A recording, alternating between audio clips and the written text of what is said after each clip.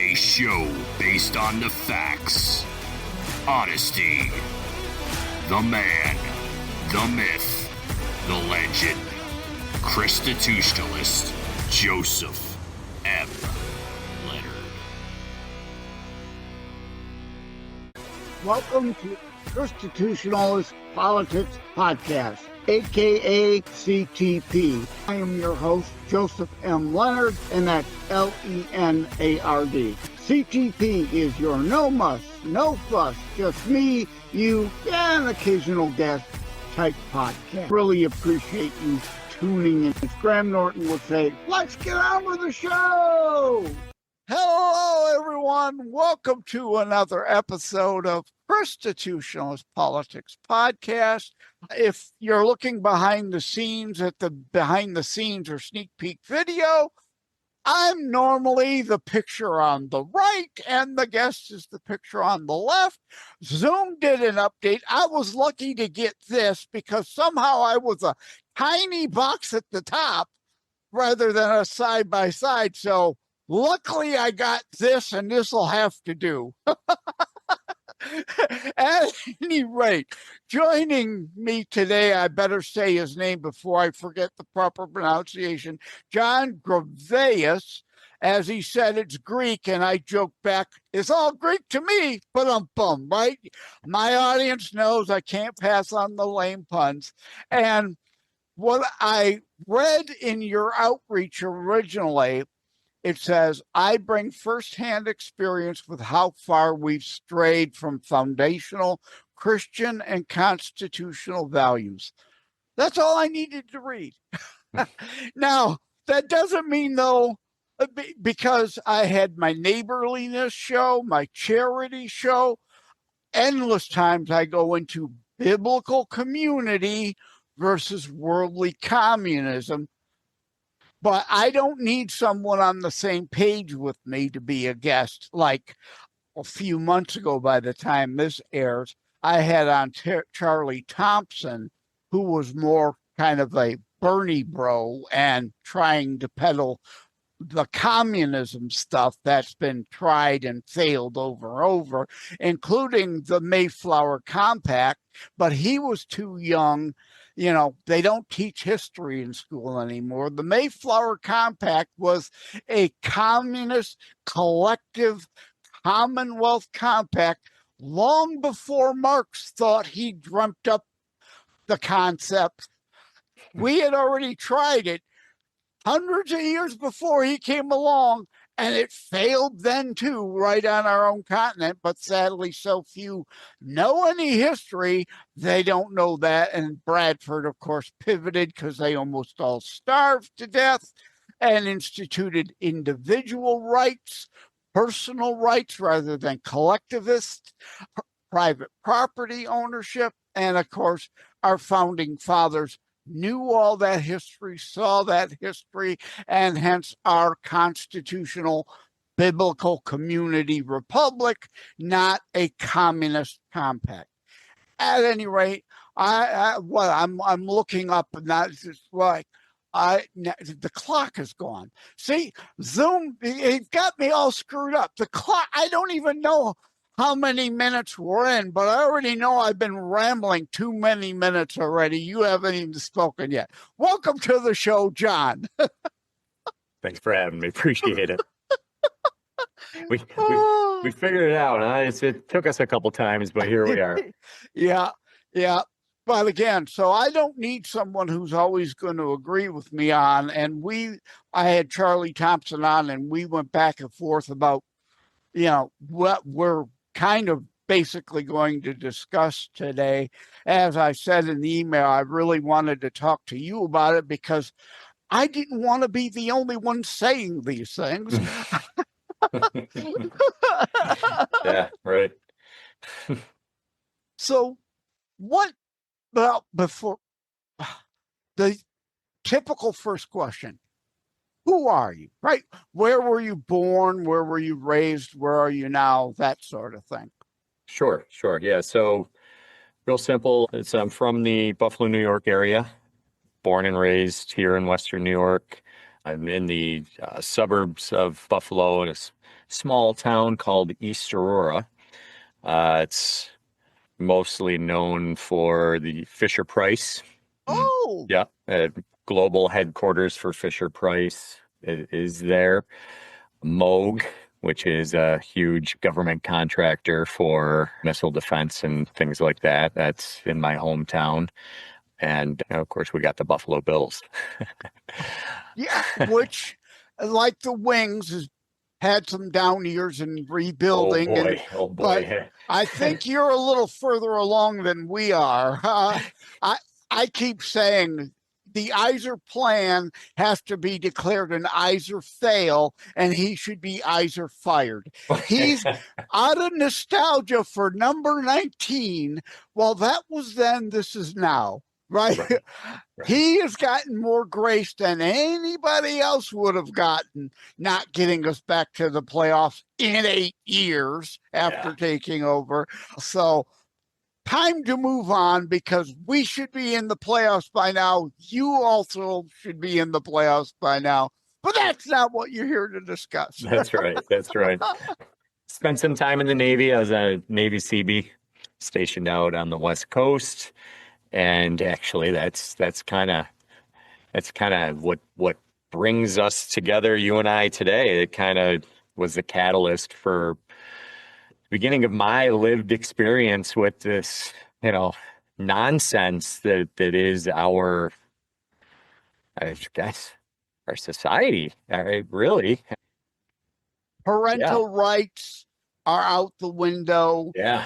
And Right. the whole basis of all the school board headbutting with parents, and of course the last administration weaponizing the FBI and DOJ against parents, fighting for their parental rights and to keep smut.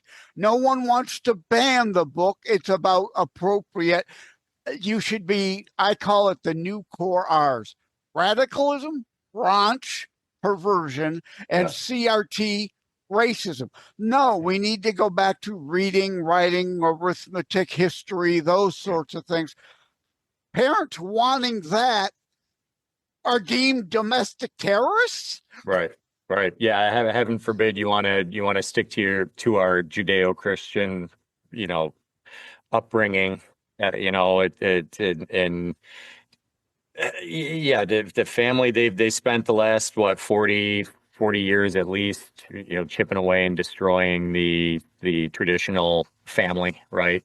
Family values are out the window. You can't, the same thing. A father trying to actually have a relationship with his daughter is often seen as the abuser, the aggressor, the problem nowadays. And it is not just nowadays. In fact, I will say this: I think that as bad as things are now, I'm probably in the best place that I've been as far as being able to bring awareness to my situation, to what I've been going through the last 26 years of my life. Started at the age of 18 as an active duty, a Navy Seabee. Had met a nice girl, nice enough. Sorry about that. I have my phone on. My apologies. I didn't hear it. Beautiful. It's on silent now. But anyways, met a girl. She was nice enough. We started a little relationship there, and things got hot and heavy, and accidents were made, and a child was conceived. I did what I was raised to do in the event that, well, first of all, I should have never been doing the things that that I was doing, but I knew that since that mistake had been made, then the proper way to correct that mistake then would be to get down on my knees, propose marriage to this lady, and of course raise our child together and figure it out, as so many had done, for generations before us. That wasn't the case. That wasn't the way that things were going to play out. And I learned very, very quickly that I did not and would not and still do not have the support of either, whether it be our government, and I'm saying both sides here. We're talking Republican, we're talking Democrat, we're talking independents. Nobody's stepping up, whether they believe, whether they have a Christian, a lot of them Christian talk a faith good, or what. yeah. They all A talk lot the of them talk. talk a good game, but when the rubber meets the road, yeah, they're nowhere to be found. When there's actual don't work do. to be done, or heaven forbid, you might ruffle a feather here or there. So you know what I mean? But again, I will say this because it is as insane as it is now.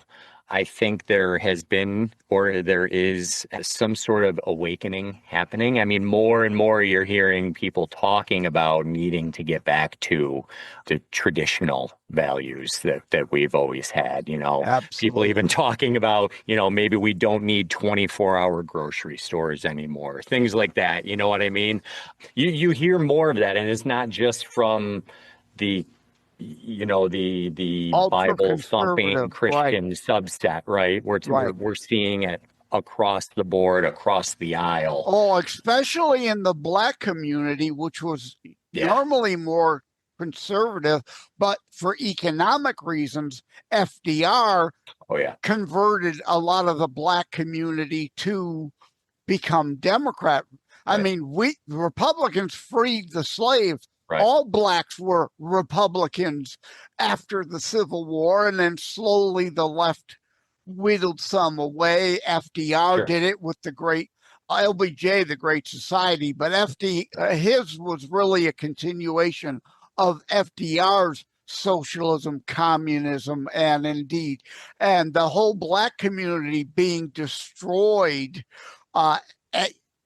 even with and through the civil rights. Many racists, although that's a cultural Marxist construct, we are one human race. We are different subcultures, different skin tones, but we are all one race. But to use that term, racists wanted to keep the Black family destroyed as an economic way to keep them under their thumb, since slavery. They had to give up. And I had mentioned my neighborliness and my charity article. I also have one, who is babysitting whom? About this exact same thing, too, that destruction of the family. Hitlery and it takes a village. Now, that's actually a biblical concept in that, right? It takes family, it takes extended family, it takes friends and neighbors to maybe babysit a child and help raise that child.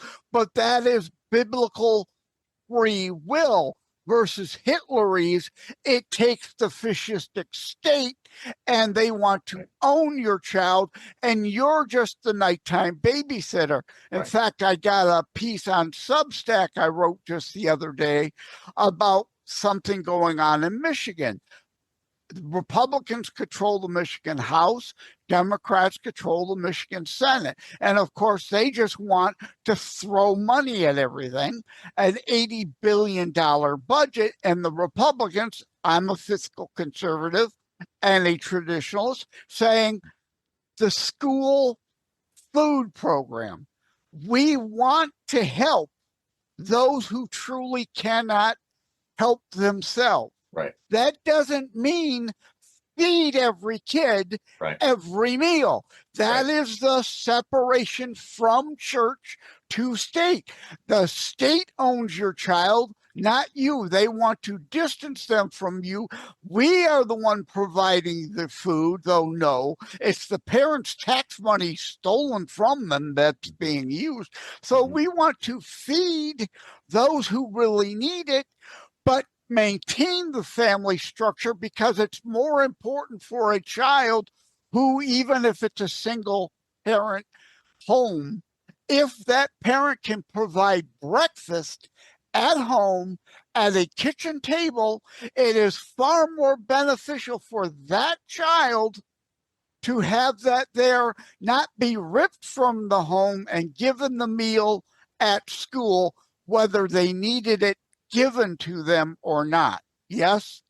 Yeah, and not only that, I mean, so the same thing happens in New York. Prior to COVID, you had to apply for free lunch.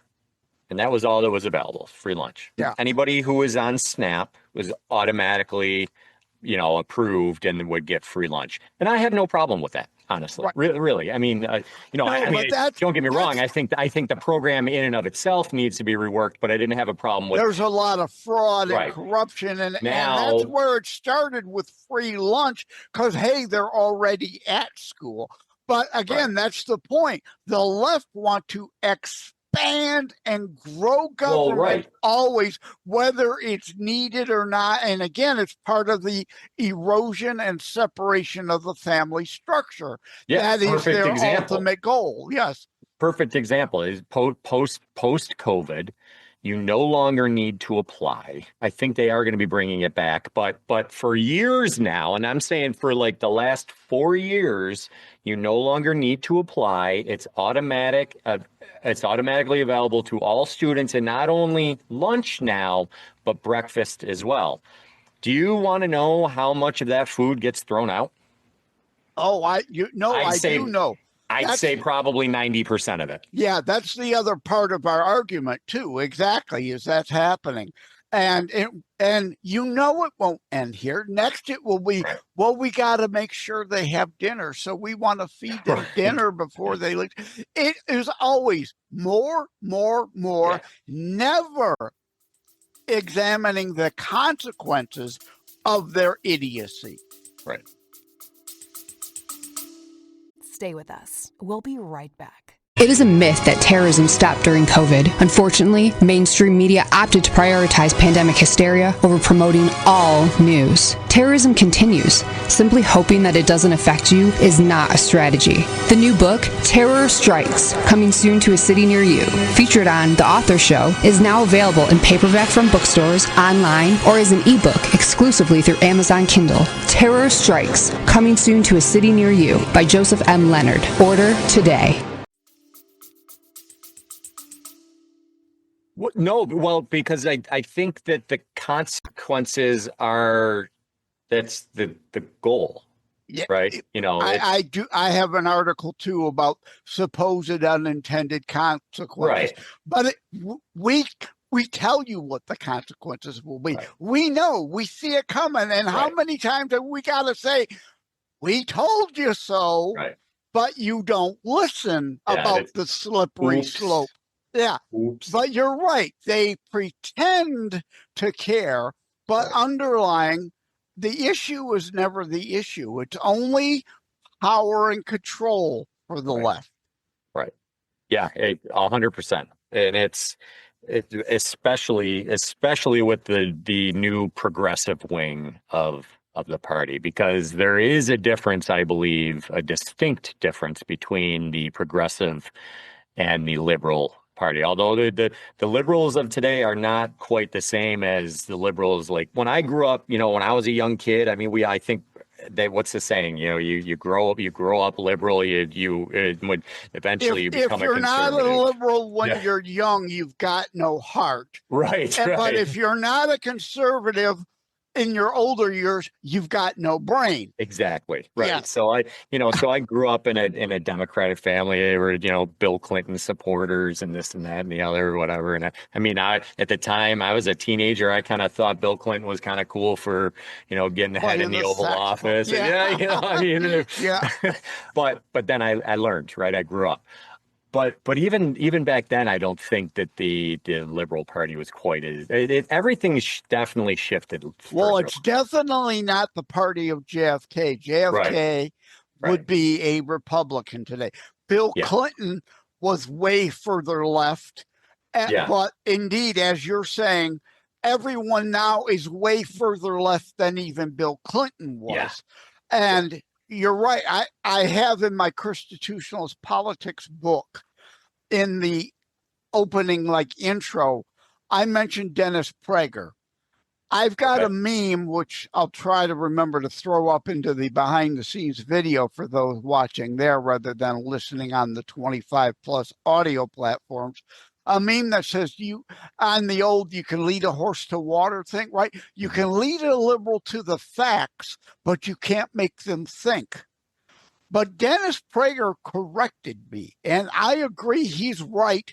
I was wrong. I can admit when I've been wrong about something. There is a difference, as you've alluded to, from a classical liberal and a leftist. It should say you can lead a leftist to the facts, but you can't make them think.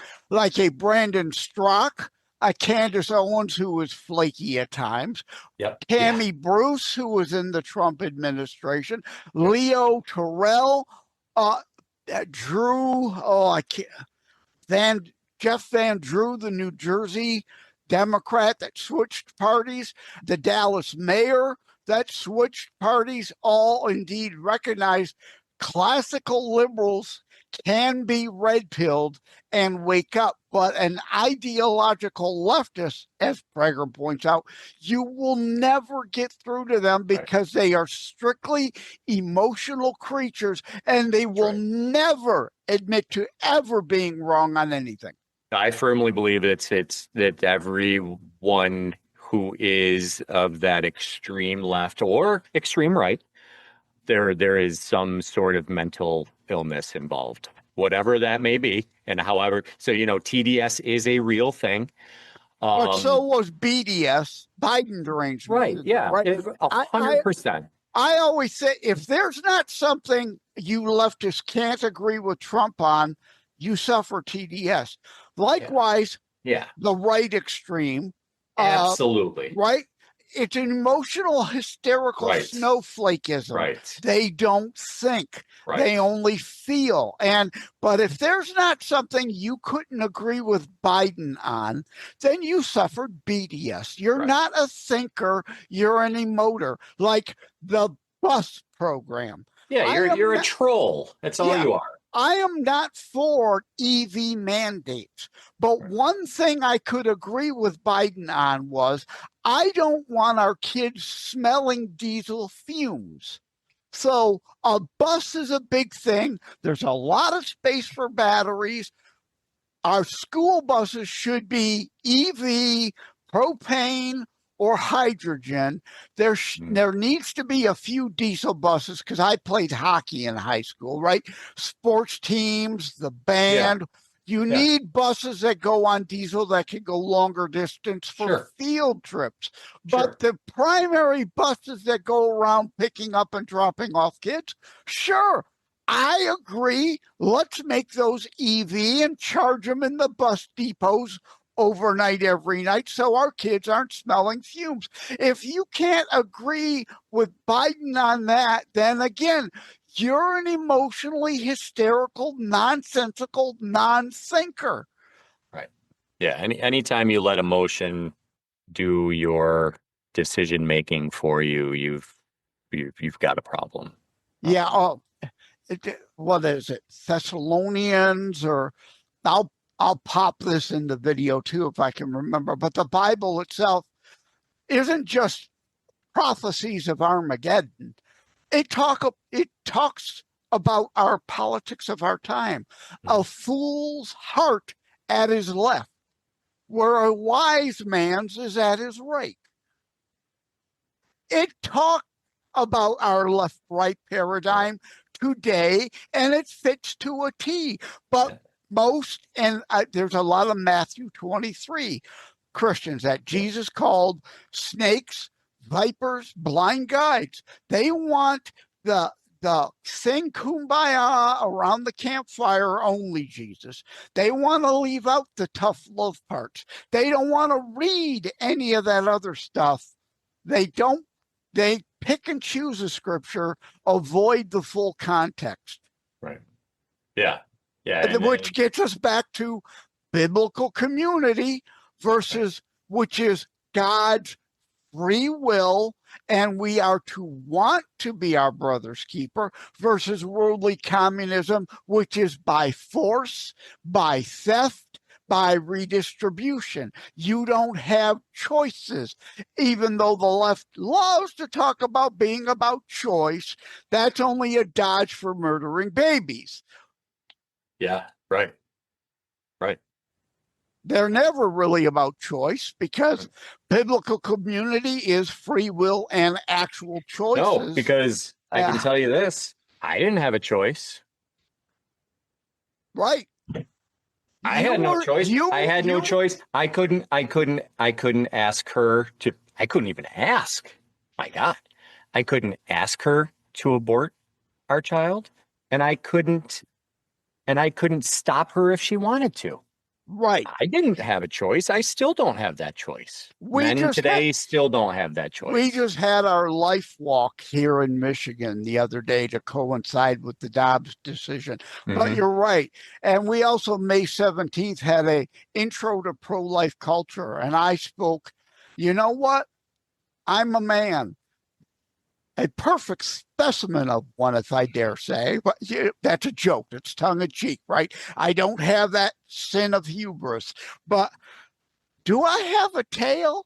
No. That doesn't stop me from being able to speak out about animal cruelty and animal rights.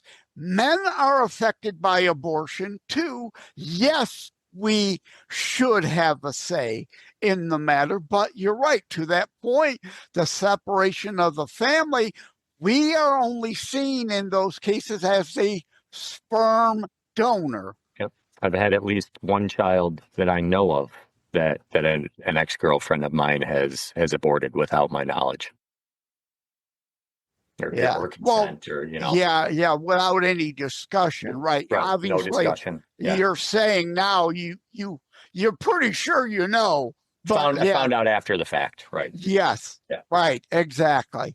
Yeah. Exactly. Came up in a fight, you know. Oh, remember when I wasn't feeling well last week? Yeah, I killed your baby. Oh, that's awesome. Nice. Great. Yeah. Thanks. So, clearly choice. A loving woman. Yeah. Right. Well, that's feminism. Yeah. No, thank you. That's exactly right. You know, but there's, as they say, fourth wave feminism now is certainly nowhere near what feminism originally. It's like everything. The NAACP was created by Republicans following the Civil War for blacks to try to help, right? But now the NAACP has been co-opted and corrupted. In fact, every year we have a protest when NAACP has a convention here in Detroit about them funneling billions to Planned Parenthood. And one black woman gave me a sign, and I have a piece on that at Before It's News. Is it racist for a white man to carry a sign about blacks aborting blacks, you know, at an event like that?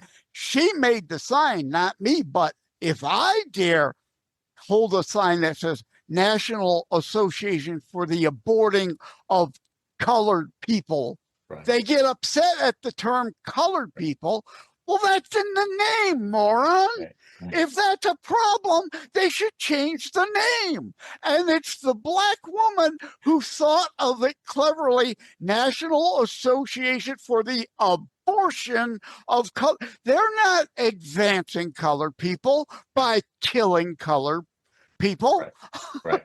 But well, again, like everything, the left co-ops and corrupts everything. It's the same thing, man. Like, look at Planned Parenthood.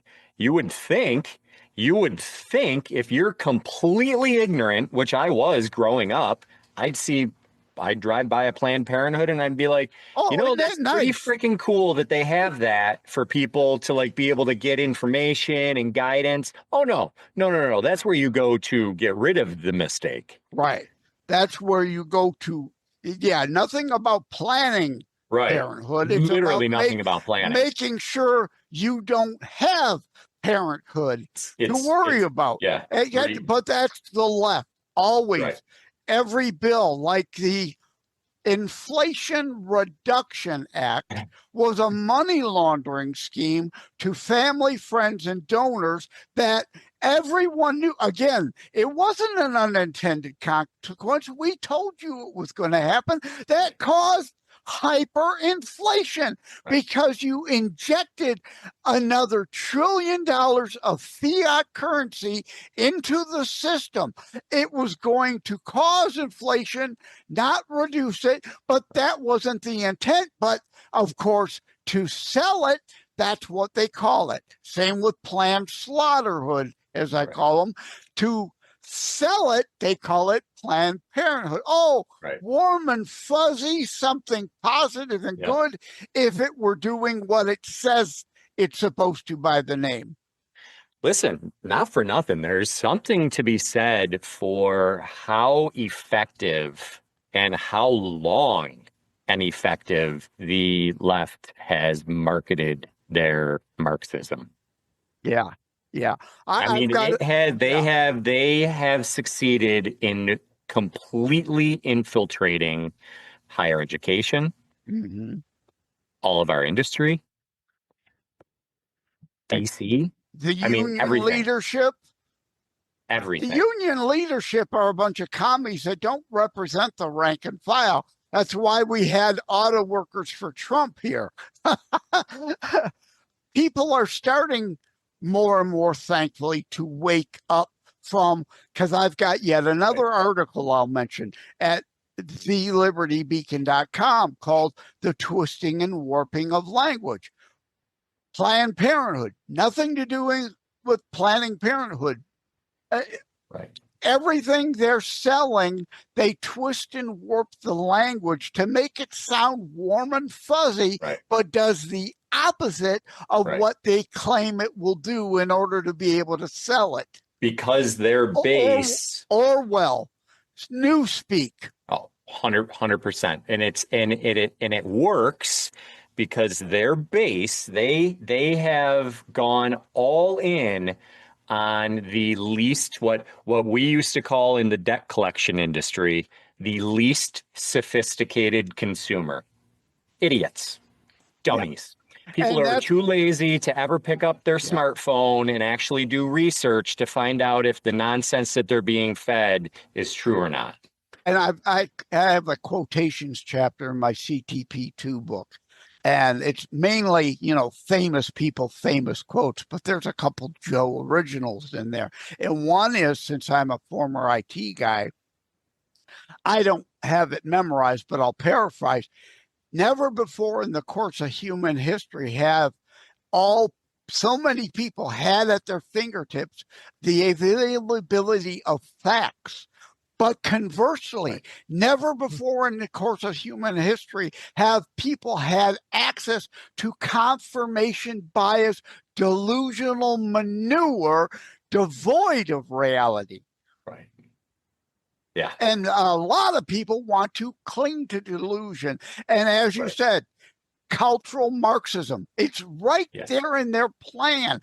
Take over the schools, dumb us down. And they've back to the core R's: radicalism, raunch, and racism, anything but the original core R's, like China is actually teaching their children, as well as honor, integrity, work ethic. Those got R's in them too. Those countries, third world as they may be, also aren't ripping their families apart, and that's where it all starts here. Listen, bottom line is that's where it quite literally all starts in the home. Well, no matter what a Democrat wants to tell you. Yeah, with the exception of China and the one-child policy and let's not forget about that. I understand what you're saying. In general, though, be separate and apart from that, when they allow children, they want them to indeed have a intact mother and a father home, because they don't peddle this genderism crap, this distortion of biological science that there is XX and XY. There's only two genders. The rest are either, there can be on occasion biological abnormalities, distortions, but that indeed is abnormal where there's a distortion. All these other mental, well, I'm a they, them, that's mental illness. Yeah. No, it is. And it's sad. And what's so frightening is the fact that I could walk down my street right now, and out of 100 houses, I guarantee you there's 10 people that at least that agree with all of that think it's perfectly okay, and they're probably flying rainbow flag. You know what I mean? Like it's like they have succeeded in creating this confusion, division. complete confusion. Yes. Everything is a gray. Nothing is black and white. It's all gray area. Now, I have a show, 2 of them, on gray areas. Yes, sometimes it isn't black or white. Sure. There are gray areas, but not everything. That's the exception to the rule. Right? The my truth crap. No, it's your delusion. It's your opinion is what it is. Your truth is your opinion. Just fucking say it. It's your opinion. Sorry. Yeah. And you're entitled to an opinion. Sure. You're not entitled to your own set of facts. That's right. That's right. An opinion matters if it's based on reality or delusion. Right. And it is up to me to use my brain to determine whether or not what, you know what I mean? Like, and then we go from there. It's like I've said on the show many times, we've gone back to the 60s. If it feels good, do it. Right? That was kind of the my truth era too. And me, anyone and everyone else, who cares?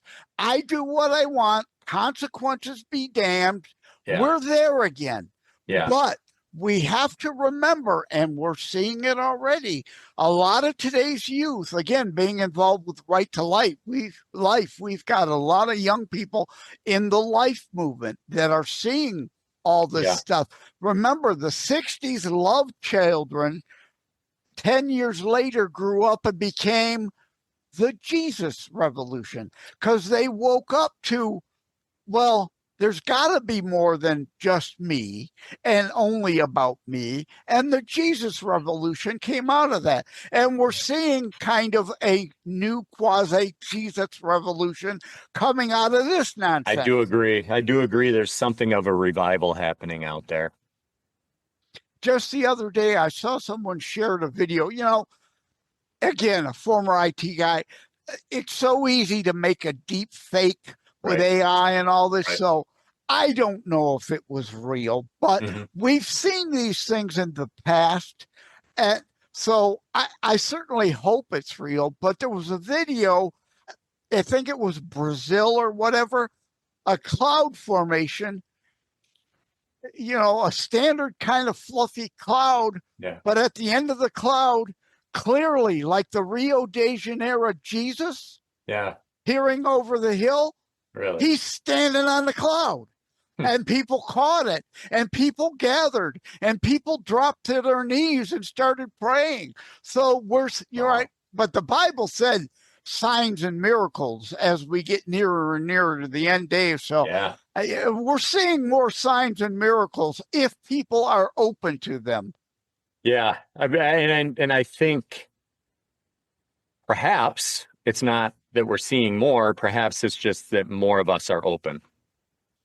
And with social media and everything, modern technology, what used to take weeks to go into newspapers around the world is instantly on the internet for anyone and everyone to see. Yeah, and if you don't catch it in the first 24 hours, you missed it. Yeah. We're on to the next thing. Right. Oh, I call it the Twitter attention span. Yes. Oh, yeah. So which is great for ADHD. Yeah. Which it's both good and bad, right? Yeah, bad things we move on from quickly at times, but we can't forget about them. But I'm glad you brought that up. You do mention ADHD. Let's go ahead and talk about that a little. Brutal. First of all, I didn't know that I had ADHD until about 2 years ago. So I'm 46 years old. So I literally found out as an adult that this my brain that had always been weird, right? Different. I didn't really know it, but I did just based on like interactions and over the years. But then I finally got diagnosed and along with autism as well. And it was a game changer. Like it really it wasn't it changed my whole outlook on everything. Yeah. Now, I still struggle. I still struggle every day, but now that I know, it's a lot easier to learn and practice new techniques and things like that to help me. Technology is great in that way. You learn how to use technology in the right way. AI has really been very helpful for me because it used to take good and bad, good and bad. good and bad. And see, and that's one of the things, right? Like, then that's where I know, like, I'm a squared away dude. Like, 'cause I realize that, right? My self-awareness is off the charts. So, I'm very aware that all of these good things that we have, there are some bad applications as well. But where AI has helped me, for example, is I love writing. I'm a writer, and it with ADHD, which I didn't realize for a long, long time, it would take me forever. It could take me an entire day to write an important email. And I'm not kidding, an entire day it could take me. Like, let's say a day, like an 8-hour shift, like work shift, right? So now, I can get that done. It might still take me an hour using AI, but it's done, and I'm confident that it's right. You know what I mean? Yeah. I've gone through it, and I don't let AI do the work for me, right? But I let it do a lot of the heavy lifting. Very important distinction. In my How huge. to Write a Book and Get It Published, that's the law, AI and the law. That's another article, right? The law needs to be updated. Copyright, plagiarism, fair use of trademark issues. Right. AI may tell somebody this is an original thought, but it's culled from the internet, which means it could be stealing something from my book, passing it to someone. They use it, but guess what? You didn't do the research to check. You are the one on the hook for the plagiarism, stealing my stuff because you allowed AI to hand it to you. And as a former IT guy, I've seen this stuff coming from way back. And I have health issues. I've been on disability since 2004, more or less a stress breakdown. I'm more OCD on the scale, and that's what led to it. Being in IT, I'd be on call all night. I'd get awakened in the middle of the night after take a phone call and then not get back to sleep because of the OCD. Once the brain is going, it is obsessive compulsive disorder. Yeah, I got a little bit of that too. Yeah, then I would not get enough sleep. And my body got to a point where it says, you know what? You're not going to slow down. We're going to slow you down. Yeah. And the body just shut down. Yeah, that's never good. And you know what? As men, we do that to ourselves all the time. We don't stop until our body tells us. Yeah. Right now, I mean, I'm a small business owner. I own a business. My partner and I, we've owned a small dog treat manufacturing company here in Buffalo since 2015. Turned her little kitchen hobby into an actual brand. And so I do that, but with the way the economy is and everything now, and granted things have gotten better, but because of my situation, COVID happening, everything, it was kind of this perfect snowball that we're robbing Peter to pay Paul every day. So I find myself back out on the grind. I'm doing things like mowing lawns and stuff like that. And it's, just to make ends meet. And I mean, And I'm not an old guy, but yeah. I mean, I'm older, and my back, my sciatica, I've got Every pain 10 shooting down to my years, ankle.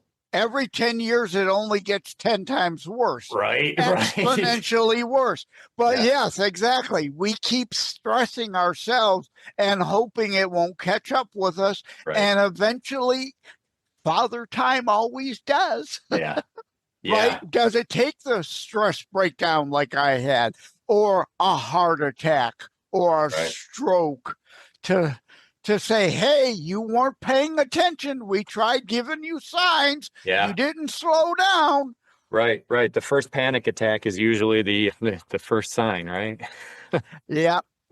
Okay. At any rate, like with most of my guests, we could talk for hours. Yeah.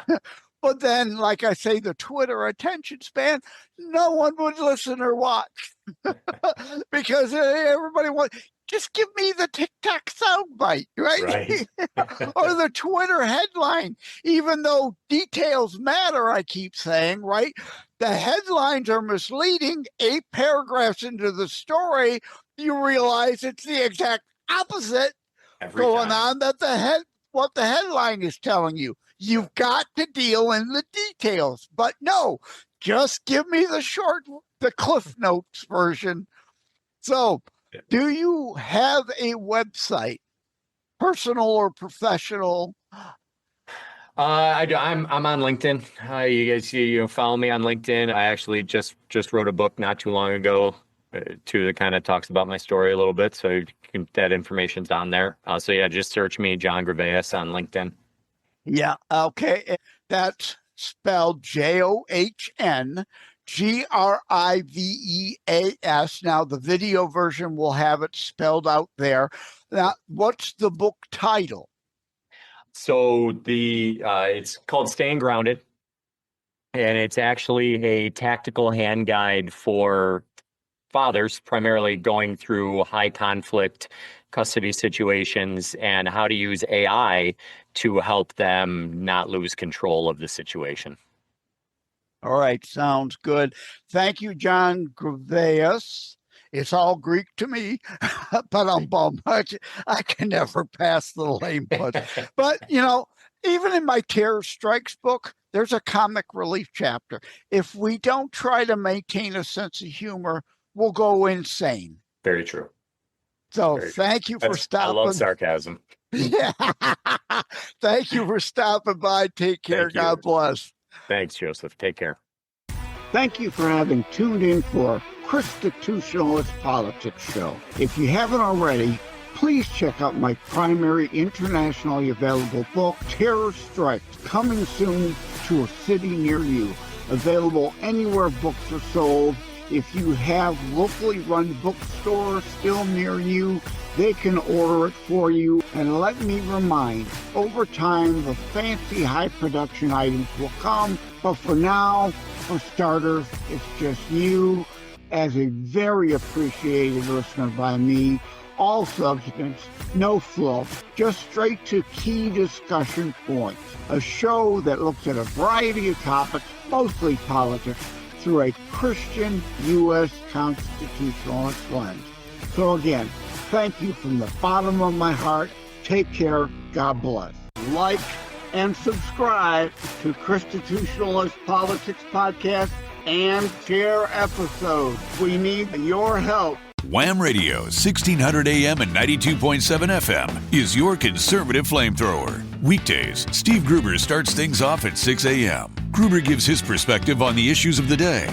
At 9 a.m., Glenn Beck blazes the airwaves with his nationally syndicated program. From noon to 3, it's Dennis Prager. At 3 o'clock, it's Wham's own Tyrone X. On the Edge, Tyrone tells it exactly as he sees it. At 6, it's The Dana Show, your conservative alternative. At 8, don't miss Joe Pags. Weekends are filled with conservative talk as well. Fingers Malloy, Thomas LeDuc, The Abolitionists Roundtable, A Moment of Clarity with Pastor Rick, Your American Heritage with Ed Bondarenka, Dave Janda's Operation Freedom, and Dick Kupke's Trigger Talk. You can even get links to Wham podcasts from Dave, Dick, and of course Tyrone, all from their pages on our website, whamradio.com. Keep it locked on Wham Radio, 1600 AM and 92.7 FM in southeastern Michigan, and whamradio.com anywhere in the world.